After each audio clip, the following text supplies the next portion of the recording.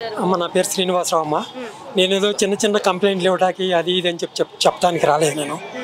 ఎందుకంటే ప్రపంచ సమస్య మొత్తాన్ని నాలో మోస్తూ ఉన్నాను. అది ఏంటి అంటారు, ఇంతవరకు ప్రపంచంలో 800 కోట్ల మంది జనాభా ఉన్నారు. ఈరోజు ఏ ఒక్కరికి కూడా ప్రపంచం ఏ విధంగా నడుస్తుంది, ప్రపంచానికి మూలం ఏంటి అనేది ఎవరికీ తెలియదు. ఒకళ్ళు సైన్స్తో నిరూపిస్తానంటారు, ఇంకోళ్ళు ఏమన్నా ఆధ్యాత్మిక గురువులు అంటారు, స్పిరిచువాలిటీ అంటారు. ఇంతమంది ఉన్నారు, కానీ ప్రాథమిక విజ్ఞానమే మర్చిపోయారమ్మ. ప్రపంచానికి ఏది మూలం ఏంటనేది ఎవరికి తెలియలేదు. నేను తెలుసుకోగలిగింది ఏంటంటే ప్రపంచం మొత్తం కూడా ఒకే ఒక్క పదంతో నడుస్తూ ఉందమ్మా. ప్రపంచం అంతా కూడా పదార్థంతో వచ్చింది అన్నారు. ఆ పదార్థానికి ఆలోచన శక్తి ఎలా వచ్చింది? ఆ పదార్థం నుంచి వచ్చిన వాళ్ళమే మనం కానీ భూమి కానీ అంతా. ఆ పదార్థానికి ఆలోచన శక్తి ఉంటేనే ఆ పదార్థం మూవ్ అవుతూ ఉంది. ఆ ఆలోచన శక్తి ఎవరికి వచ్చింది? మనిషి అనే వాడికి వచ్చింది. ప్రపంచ విజ్ఞానం మొత్తానికి మూలం కూడా మనిషే. సైన్స్ కానీ విజ్ఞానం కానీ సమస్తానికి మనిషే మూలం. కానీ మనిషికి ఏంటి, మనిషికి ప్రపంచానికి అనుసంధానం ఏముంది? భాష అనేది ఉంది. భాషకు మూలం ఏంటి? పదం. పదం అంటే ఏంటో ఎవరికి తెలియదు ఇంతవరకు ప్రపంచంలో. దాని గురించి చెప్పి విజ్ఞానం ప్రపంచానికి ఇద్దామన్న ఉద్దేశంతో వచ్చాను. 24 సంవత్సరాల నుంచి ప్రయత్నిస్తూ ఉన్నాను. ఏ ఒక్కరూ నాకు సమయం ఇవ్వలేదు. ఈరోజు మొత్తం పూర్తి జ్ఞానం తెలుసుకోగలిగాను. నాకు సమయం కావాలి అని చెప్పి అడగడానికి వచ్చాను. అది ప్రభుత్వ పరంగా అంటే ప్రభుత్వ పరంగా ముఖ్యమంత్రి గారికి అర్జీ పెట్టుకున్నాను. అక్కడి నుంచి రెస్పాన్స్ వస్తుంది అని చెప్పి నమ్మకం లేదు. అది వచ్చినా కూడా ఎందుకంటే వాళ్ళకే తెలియదు, 800 కోట్ల మందిలో ఎవరికి తెలియదు అని చెప్తున్నా. కొంతమంది నాకు నమ్మకంగా తెలిసిన వాళ్ళు కొంతమంది ఉన్నారు. ప్రొఫెసర్ కె నాగేశ్వర గారు ఒకళ్ళు, డాక్టర్ జేపీ గారు అంటారు, జయప్రకాష్ నారాయణ గారు. రాజకీయ పార్టీ పెట్టి నేను సమాజానికి అది చేస్తాను ఇచ్చేస్తానని ముందుకు వచ్చారు. 25 సంవత్సరాల నుంచి ఆయన చేసిందే లేదు, ఏం లేదు. ఎందుకు చేయలేకపోయాడు కూడా నాకు తెలుసు. అట్లాగే ఈ మధ్య ఒక 15 డేస్ అయిపోయింది, జేడీ లక్ష్మీనారాయణ గారు, మాజీ సిబిఐ జేడీ, ఆయన కూడా పార్టీ పెట్టారు. నేను సమాజానికి ఇచ్చేస్తాను, అవినీతి లేని పరిపాలన అందిస్తాను సమాజానికి, భారతదేశానికి అంటూ ముందుకు వచ్చారు. వీళ్ళు ఎవరు ఏమి చేయలేరు. ఎందుకంటే అసలు మూలాలను తెలియంది ఎవరైనా ఏం చేస్తారమ్మా? ఎవరు వచ్చినా అదే తనలో మొక్క వీళ్ళు కూడా. కాబట్టి నేను చెప్పేది వినడానికి వీళ్ళు నాకు ఒక అర్ధగంట సమయం ఇవ్వాలి.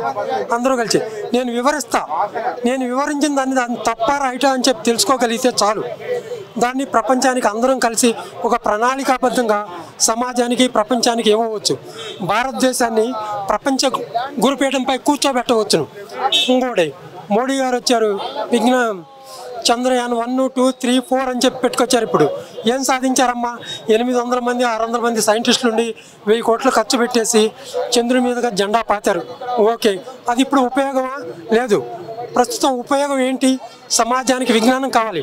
వీళ్ళేదో గవర్నమెంట్ కోసం ఆ ఉచితం ప్రకటించి ఈ ఉచితాలు ప్రకటించేసి పవర్ రాగానే వాళ్ళు అనుభవిస్తూ ఉన్నారు పదవులు. కానీ అది కాదు కదా ప్రపంచానికంటే. సమాజానికి వీళ్ళు మనుషులకి ఏం పంచాలి? విజ్ఞానం పంచాలి, ఉచితాలు కాదు. ఆ విజ్ఞానం నేను ఇస్తానని చెప్తున్నాను. ఆ విజ్ఞానం పంచడానికి ముందుకు రండి. ముందుకు వస్తే దాన్ని నేను చెప్తాను. దాన్ని ఏ విధంగా ప్రణాళికాబద్ధంగా ఒక విజన్తో ముందుకెళ్ళాలో చూపిస్తాను. అట్లాగే 25 సంవత్సరాల నాడు ఒక విజన్ ఉన్న లీడర్ని అంటూ చంద్రబాబు నాయుడు గారు వచ్చారు. ఐటీ అని చెప్పి తీసుకొచ్చారు. హైటెక్ సిటీకి పునాది వేశారు. ఆ రోజు అందరూ నవ్వుకున్నారు. ఈయన ఏం చేస్తారు, ఇదేందో ఐటీ అంటున్నాడు, ఈయన చేశాడా పెట్టాడా అని చెప్పి అన్నారు. కానీ ఈరోజు అదే హైదరాబాదులో ఐటీఏ 10 లక్షల మందికి ప్రత్యక్షంగా, కొన్ని లక్షల మందికి, అంటే అంతకు డబల్ అనుకోవచ్చు, పరోక్షంగా ఉపాధి కల్పిస్తూ ఉంది.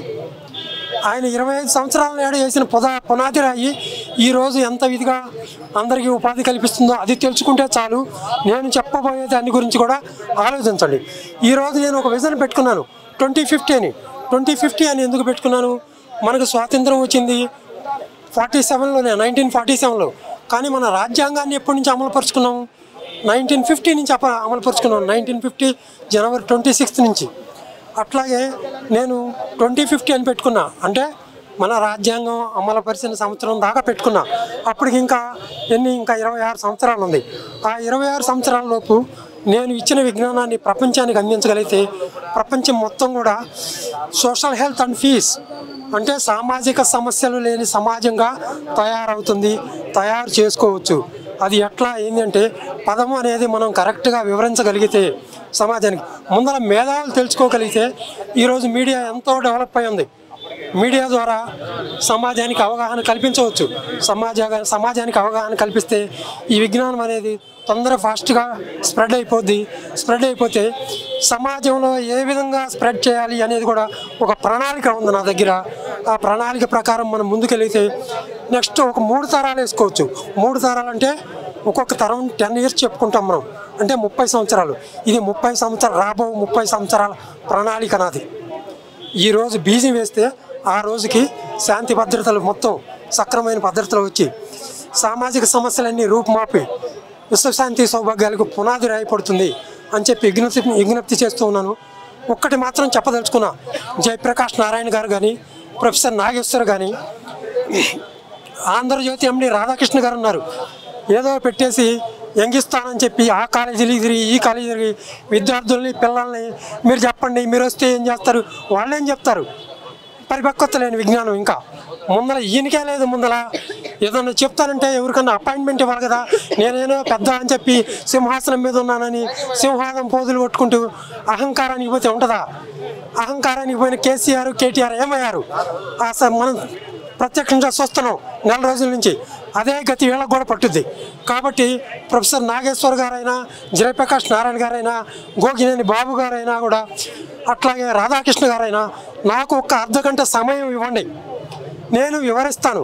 నేను వివరించిన దాన్ని తర్కించుకొని ఏది తప్పు ఏది ఒప్పు, ఏది మంచి ఏది చెడు, ఆ తర్వాత తెలిస్తే ఏది న్యాయం ఏది అన్యాయం అనేది సమాజానికి తెలుస్తుంది. కాబట్టి నాకు సమయం ఇవ్వండి అని చెప్పి కోరుతున్నా. మీరంతా ఈ తప్పు చేశారు, మీరు ఈ తప్పు చేశారు అని చెప్పి నేను చెప్పట్లా. ఎందుకంటే కొన్ని లక్షల సంవత్సరాల నుంచి అనేక తప్పులు ఉన్నాయి సమాజ విజ్ఞానంలో. అదేంటంటే పదార్థము అని చెప్పి తీసుకొచ్చారు, సైంటిస్టులు ప్రూవ్ చేశారు.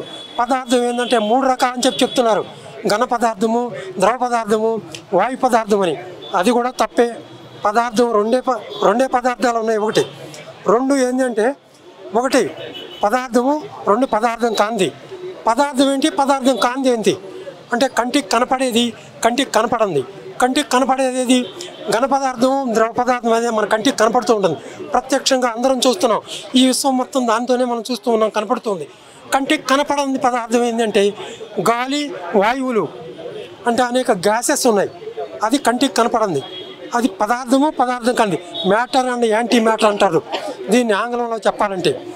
అట్లాగే ఈ పదార్థము, యాంటీ పదార్థం మీకు ప్రత్యక్షంగా మ్యాథమెటికల్గా ప్రూవ్ చేయాలంటే ఒక పెద్ద 0 చుట్టుకుంటామమ్మా. ఇది వృత్తం అని చెప్తున్నాము. ఆ వృత్తాన్ని ఎలా డ్రా చేస్తున్నాం? సెంటర్ పాయింట్లో, అంటే వృత్తలేఖని పెట్టి కరెక్ట్గా 360 degrees వచ్చేట్టుగా గీస్తున్నాం. సెంటర్ పాయింట్ ఏంటి? చిన్న డాట్ అనుకుంటున్నారు. అది డాట్ కాదు, అది కూడా 0 అనుకోండి. అంటే వృత్తంలో చిన్న సున్నా నుండి పెద్ద 0ని తీసుకురాగలిగాం. చిన్న డాట్ అనుకుంటున్నారు కానీ అది కూడా 0లో 0. ఆ 0 నుండి మనం ఇన్సైడ్గా చూస్తే ఏం చేస్తాం? ఒక side positive side, negative side, అంటే +9 -9 అని చెప్పి తీసుకొస్తున్నారు. ఇది వాస్తవ సమాజం. ఇది +9 -9.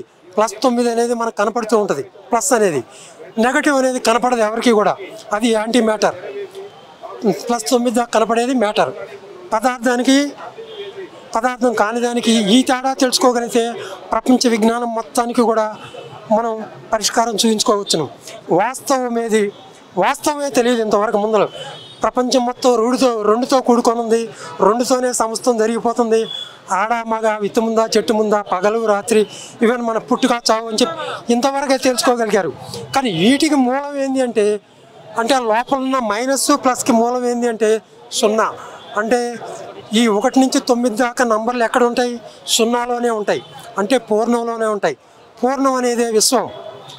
ఆ విశ్వంలో ఇవన్నీ ఉంటాయని చెప్పి ముందర వీళ్ళకి తెలుసా తెలియదా అనేది వేరే విషయం. నేనేం అడుగుతున్నాను? నాకు సమయం కావాలి, కనీసం ఒక అర్ధగంట సమయం ఉండే. లక్షల సంవత్సరాల నుంచి జరిగిన పొరపాట్లన్నీ మీకు నేను వివరించగలుగుతాను. దాని ప్రకారం మనం ముందుకు వెళ్ళవచ్చు. నాకు సమయం కావాలని చెప్పి విజ్ఞప్తి చేస్తున్నా. ఇక్కడికి వచ్చి రేవంత్ రెడ్డి గారికి, అంటే ముఖ్యమంత్రి గారికి వివరించినా, ఎవరికి ఇచ్చినా కూడా నేను అదే అర్జీ పెట్టుకుంటున్నాను. నాకు సమయం ఇవ్వండి. ఆయన అంటే ముఖ్యమంత్రి గారిగా ఉన్నారు, ఆయన సమయం ఇవ్వలేకపోవచ్చు. మీరు ఈరోజు సమాజంలో ప్రముఖ మేధావులాగా చాలామంది అవుతున్నారు. మీ మేధావితనం ఏదో ఇక్కడ నిరూపించుకోండి నాకు సమయం ఇచ్చి. అప్పుడు మీ మేధావితనం ప్రూవ్ చేసినట్టు అవుద్ది. మీ గోల్స్ ఏమున్నాయో దాన్ని కూడా ప్రూవ్ చేసుకోవచ్చు. మీ గోల్స్ నాకు సమయం ఇవ్వకపోతే మీరు ఏది కంప్లీట్ చేయలేరు, మీ జీవితాంతం అట్టకపోద్ది. అట్లాగే నన్ను అంటారా, మీరు సమయం ఇచ్చినా ఇవ్వకపోయినా ఈ రోజు కాకపోతే రేపు కాకపోతే ఎల్లుండి అది పూర్తి చేయగలిగేది నేనే. మీరు కాకపోతే ఇంకోళ్ళు వస్తారు ముందుకి. అది మీరు అందిపుచ్చుకుంటే సరే, లేదంటే ప్రపంచానికి మొత్తం దారి చూపేది మాత్రం నేనే. ఇది గుర్తుపెట్టుకోండి. 200% నిజాయితీగా చెప్తున్నా. ఇది గుర్తుపెట్టుకొని నాకు సమయం ఇవ్వండి. అంతవరకు మీకు ధన్యవాదాలు.